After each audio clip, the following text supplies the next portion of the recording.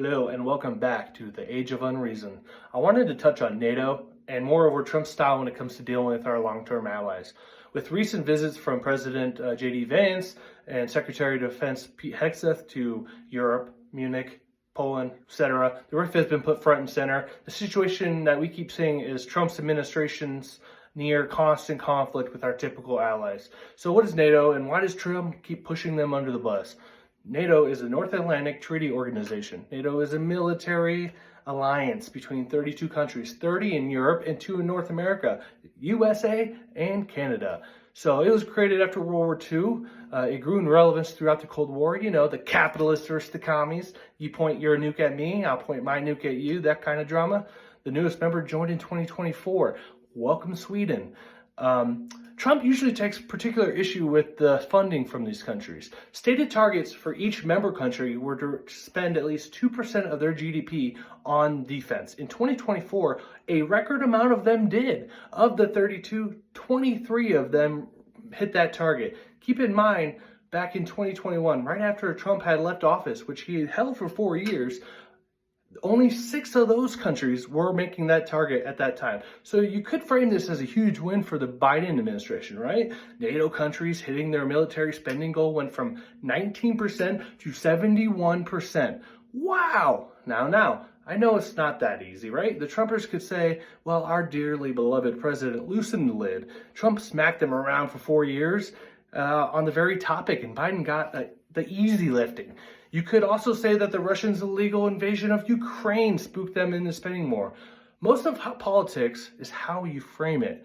Trump, on many instances, and now with his ultra-loyalist staff, actively antagonize our allies, while Trump has made a habit of heaping praise on dictators. You know, the ones that don't give up power. Trump likes those type of people. Trump now demands of our allies that the goal be moved from 2% to 5% of everyone's GDP on defense spending. Keep in mind, the United States is spending currently about 3.36% of our GDP, which is near 30 trillion a year. So that we're spending about 820 to 900 billion on defense every year. So in order for the United States to make the 5% goal that Trump is now demanding everyone make, we would have to raise our budget from between 8 and 900 billion to at least 1.5 trillion dollars on defense. So just remember, we always have money from bombs and bullets, but not for healthcare. President Trump seems pretty laser focused on tearing down our allies while propping up some of the world's most authoritarian regimes. He loves to heap praise on Putin, President Xi from China, dictator Kim Jong-un from North Korea. But it seems like he wants to be like these men. When you make statements about how the United States is going to own Gaza after supplying the weapons to Israel and absolutely leveling that place, Trump talks about ending the war in Ukraine. You want to say, wow, that's great, no more bloodshed, peace, right? He's the peace guy.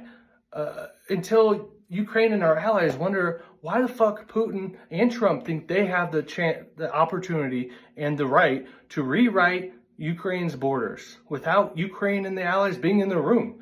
Why Trump and Netanyahu get to rezone the Gaza Strip for some fucking resort hotels or whatever the hell else after violently murdering innocent people. Just let that sit for a second, okay? All you have to do is look at the signs. Banning the highly respected AP reporters from the White House while inviting in right-wing propaganda networks like Breitbart and Newsmax. Are you fucking kidding me?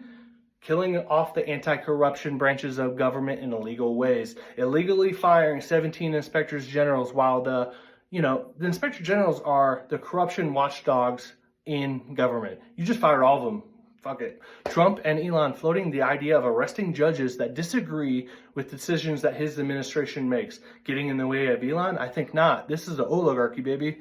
Trump, JD, Elon, and that rat Stephen Miller, and many, many more of his type have shown signs of supporting authoritarian parties and policies. Hell, JD Vance and Elon can't stop hanging out with Germany's right-wing extremist party, the AfD. These people have shown you what they believe in.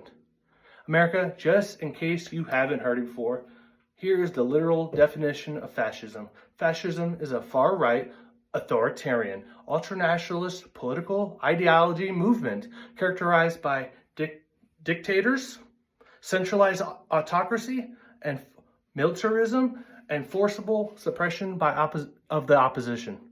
Welcome to our current reality. Welcome to the age of unreason.